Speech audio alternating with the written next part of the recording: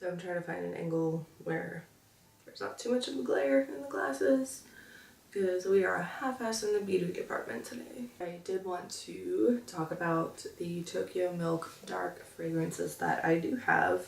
Wardrobe Discovery set. And I also got a couple of 5ml decants from the Perfumed Court of a couple of other ones that I wanted to try. Some of these will be first impressions, some of these I've only worn once, and a few of these I've worn a few times.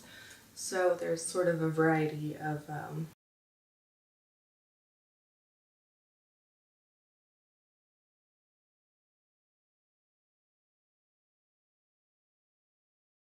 so it's got on one side just Tokyo Milk Dark. It's got the number.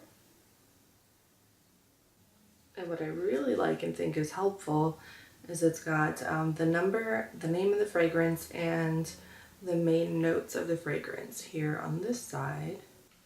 And on this side, and on the front, it's got the artwork. So I'll show you a close-up of the fronts of all of the bottles as well. I'll insert that.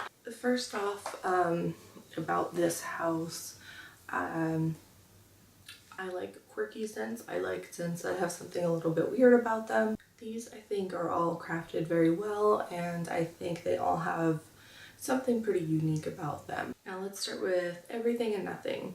Now this one I think is one of the most easy to wear fragrances in this line. The notes are pressed petals, sweet orange, tea leaves, and desert moss.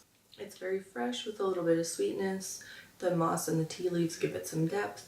It's got a decent amount of wear time, 4 hours, but if my skin warms up a good bit after that, it kind of almost revives it, which is really nice. I would say the projection on it is... Whatever, is your camera recording? Yes. Sorry. It's okay.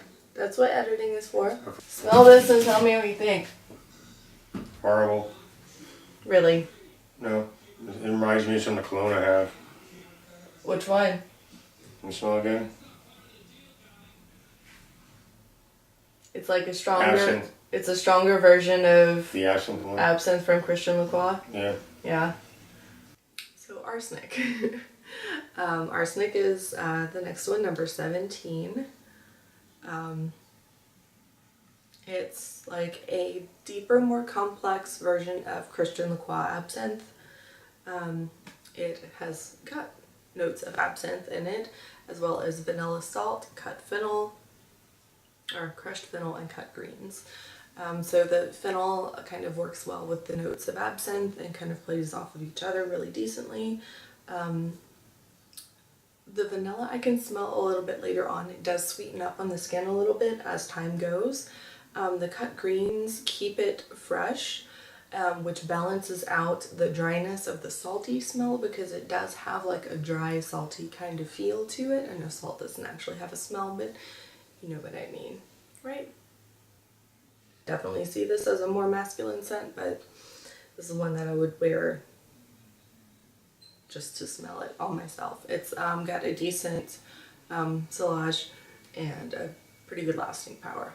Next is Excess, number 28, and I feel this is a good name for it. It is, the notes listed here are amber resin, oak bark, blood orange, and patchouli. So it seems like it was built off of patchouli, and the intent behind this seems like it was, let's figure out what we can add to this to accent patchouli as much as possible, but at the same time without walking up to someone and going, "You smell like patchouli." So the amber resin definitely helps play with the resinous scent of the patchouli that already exists, and the oak bark, the dryness, and the blood orange kind of sets it off and provides a little bit of contrast there, but also kind of plays with that sharpness. So it's, I think, like I said, Excess is just a good name. It is a little more on the masculine side, but again, I think completely appropriate for anyone. It's got mega lasting power, and you'll get a pretty good scent bubble off of this, so wear cautiously.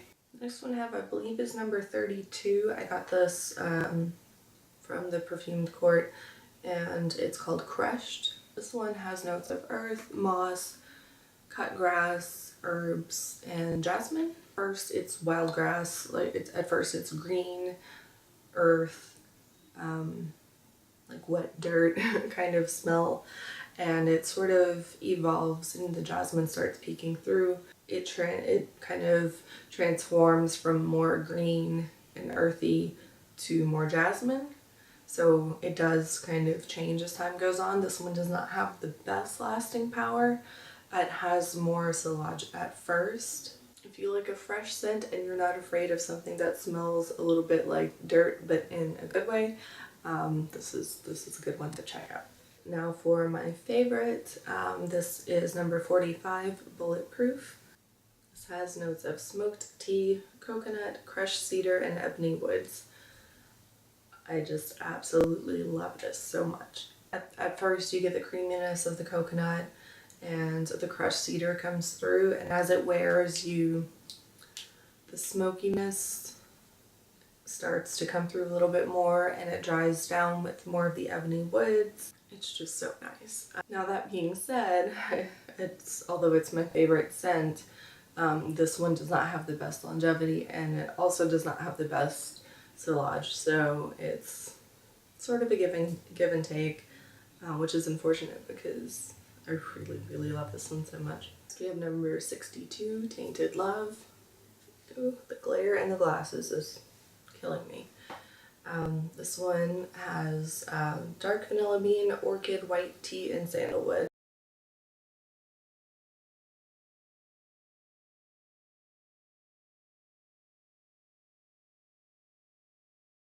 It does have a good amount of projection.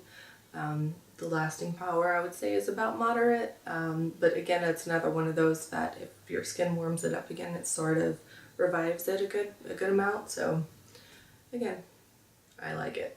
Next, another one that I got from the Perfumed Court is Novocaine, and it sounded so weird. I just had to try it. So it has crushed ginger, Thai pepper, frankincense, and vanilla orchid.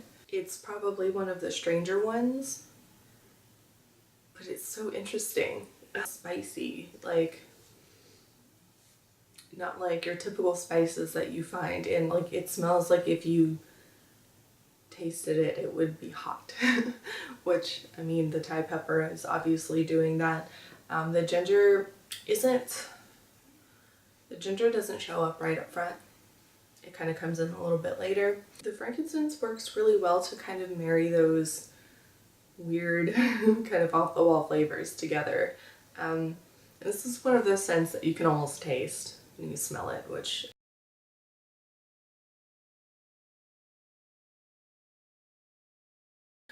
and finally we have number 90, La Vie L'Amour. This has white tuberose, cardamom, hibiscus leaf, and jasmine. Now I wish I smelled more cardamom in this because I love cardamom. It's definitely very white floral. It's very pungent floral. But again, this is another one of those from this line that are a little on the safer side. So if you like a pungent tuberose jasmine scent, this would definitely be for you. It does have quite a decent amount of projection, but not the longest lasting power. So, my husband brought me a kitty. This is Frankie. What? Okay, fine.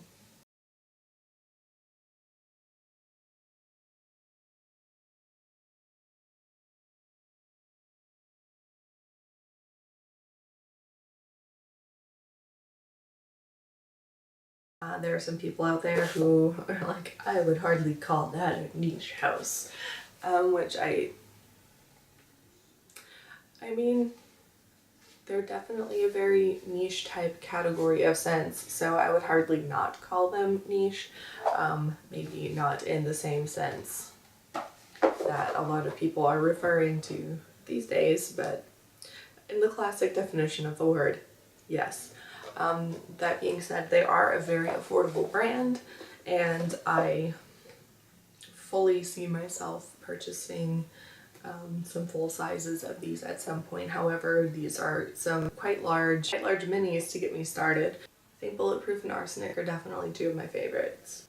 Now, Tokyo Milk has recently released three new fragrances in a line, and that would be their light line. So I am going to wait a little while to see if they come out with any more, because I would like to try those as well, and I would also like to try some from their original line because some of those sound very interesting too. So maybe at some point I'll get to try those, and that is it for now. Next week I will be doing a similar video on Clean Reserve.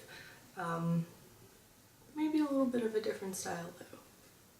So thanks for watching, and my information is down below as always, and I appreciate any comments. Subscribe if you please, and give me a thumbs up, and let me know if there's anything that you would like to see different here.